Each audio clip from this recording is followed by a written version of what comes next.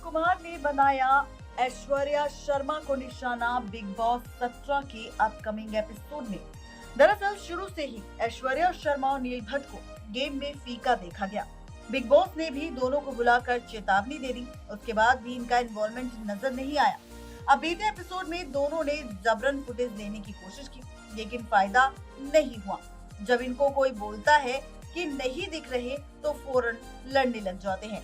ऐसा ही ऐश्वर्या ने गेस्ट बनकर आए कृति सेनन और टाइगर श्रॉफ के सामने किया। दरअसल बिग बॉस सीजन 17 के वीकेंड का वार एपिसोड में मूवी गणपत के प्रमोशन के लिए टाइगर श्रॉफ और कृति सेनन आए। स्टेज पर सलमान खान के साथ मस्ती करने के बाद वो घर में गए। वहां उन्होंने एक टास्क किया। इसमें घर वालों को बताना था कि तीनों मकान में से कौन सा सदस्य फ्लॉप रहा। इस दौरान अभिषेक और मुनव्वर दोनों ने ऐश्वर्या शर्मा का नाम लेते हुए लिया, जिसके बाद दोनों ही भिड़ गए।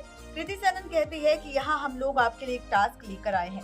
क्या होता है, हम जब एक पिक्चर का ट्रेलर देखते हैं तो उससे पता चलता है कि फिल्म कितनी एंटरटेनिंग होगी, उसमें कितना मसाला होगा या वो कितनी हिट या फ्लॉप होगी। ये जो बिग बॉस का पहला हफ्ता था, ये भी आप लोगों के लिए एक ट्रेलर जैसा था। तो अब मैं चाहती हूँ कि आप में से हर एक इंसान यहाँ आए और आकर बताएं कि दिल, दिमाग और दम में से ऐसा कौन सा एक कंटेस्टेंट है जो सबसे ज्यादा वीक है।